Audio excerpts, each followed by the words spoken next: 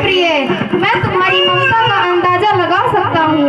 यह मेरा भी पुत्र है और मुझे भी दुख है, लेकिन हम वचनबद्ध हैं और अगर हमने अपना पुत्र नहीं दिया तो हम कलंकी माने जाएंगे।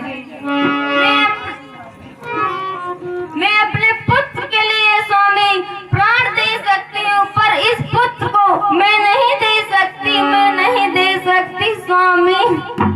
धैर्य से काम लो देवकी, हमें इस पुत्र को महाराज को दे देना चाहिए। वचनबद्ध स्वामी आप हैं, पर मैं नहीं हूँ स्वामी, मैं नहीं। नहीं देवकी, लाओ हमें पुत्र दे दो। नहीं स्वामी, मैं नहीं दे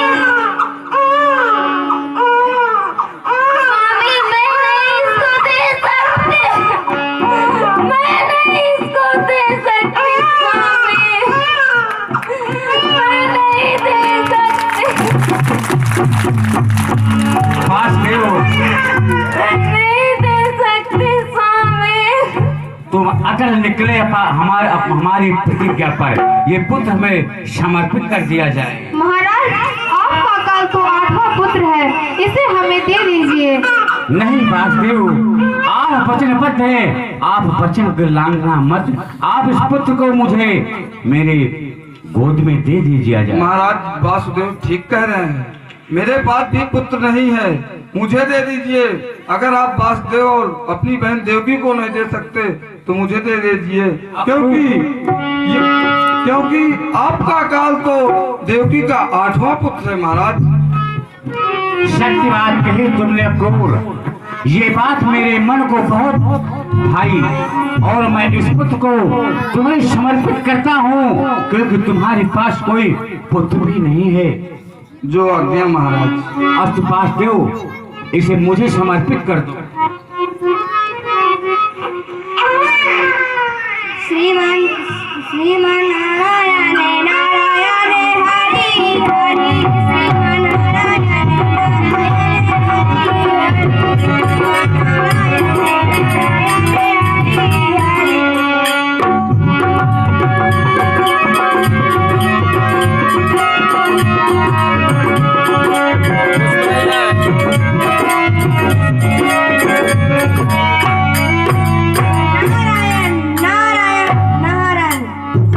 नारायण के चरणों में कंस का प्रणाम स्वीकार हो भगवान, स्वीकार हो भगवान। कल्याण हो कंस। अरे कंस, ये तुम क्या कर रहे हो? क्या कर दिया मैंने देवर्षि? तुम देवकी का 6वां पुत्र मंत्रीवर को क्यों दे रहे हो? क्योंकि देवर्षि, मुझे आकाशवाणी के द्वारा यह बताया गया था कि मेरा काल तो 8वां पुत्र बनेगा, ये तो 6वां पुत्र है देवर्षि। आकाशवाणी ने कहा था कि देवकी का 8वां पुत्र तुम्हारा काल होगा। सत्य बात है, यही कहा था आकाशवाणी ने मुझे। तुम इस पंखुड़ी को गिनो। इस पुष्प की पंखुड़ियों को मैं गिनूं? 1 2 3 4 5 6 7 और 8 पंखुड़ियां हैं देवर्षि इसमें। अब इसको उल्टा गिनो। इसको उल्टा गिनूं? 1 2 3 4 5 6 7 8 भी है, लेकिन ये सब आप क्यों करा रहे हैं? ये मेरे समझ में नहीं आ रहा देवर्षि, ये मेरे समझ में नहीं आ रहा। कंस, आकाशवाणी ने कहा था कि देवकी का 8वां पुत्र तुम्हारा काल होगा, पर देवकी का 8वां पुत्र पहला है या दूसरा या तीसरा, ये तुम कैसे सिद्ध कर सकते हो? सही कह रहे हैं देवर्षि, आपने अति उत्तम समय पर आकर के इस कंस को पुनः मृत्यु की तरफ जाते हुए उबार लिया, क्योंकि इन पंखुड़ियों से मैं समझ गया कि जो पहली थी वो 8वीं निकली, और फिर उल्टा गिनने से जो 8वीं थी वो पहली निकली। तो मैं कैसे मान जाऊं कि 6वां पुत्र 8वां नहीं हो सकता, क्योंकि 6वां पुत्र मेरा वध कर सकता है। 8 पुत्र होंगे, लेकिन ये नहीं है कि इसके द्वारा न हो भी सकता है सत्य समय पर आपने पधार कर देवर जी इस कंस का उद्धार कर दिया और तुम इस बालक को अभी इसी समय अक्रूर से लेकर के और इसे आकाश मार्ग में ऐसे पटकूंगा। नहीं महाराज, नहीं नहीं नहीं महाराज, मैं नहीं दे सकता, मैं नहीं दे सकता महाराज, मुझे खुशी देकर कम ना दे महाराज। अक्रूर नहीं महाराज, नहीं। अक्रूर, ये मेरी मृत्यु का कारण बनेगा बालक। जो एक हो सकता है वो 8 हो सकता है, और जो 8 हो सकता है वो 1 हो सकता है। तो ये छठवां पुत्र मेरा काल हो सकता है।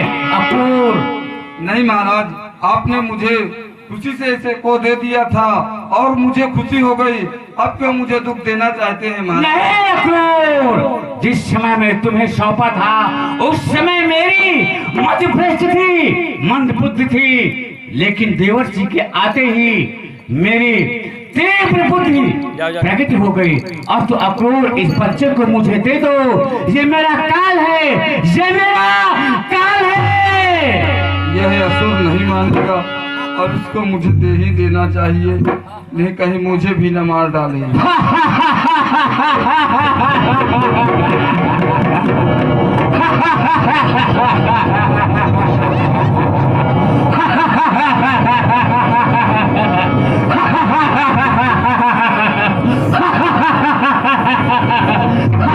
ये देवकी का छठवां पुत्र है, ये देवकी का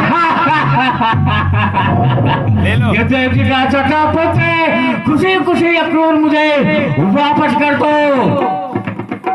तुम पुत्र मोह में पड़ रहे हो, मुझे इसे जबरदस्ती तुमसे छीनना पड़ेगा, झपटना पड़ेगा, क्योंकि ये मेरी मृत्यु है और अपना अधिकार छीनने से मिलता है, मांगने से नहीं मिलता।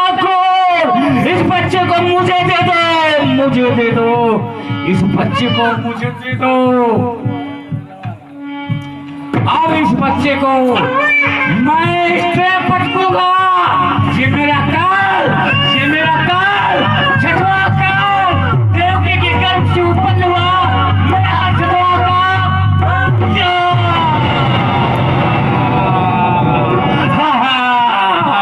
ये मेरा काल। 6 पुत्र नष्ट हो गए, 7वां स्वयं नष्ट हो जाएगा। देखा जाएगा 8वें को, सोचा जाएगा 8वें को और देखा जाएगा।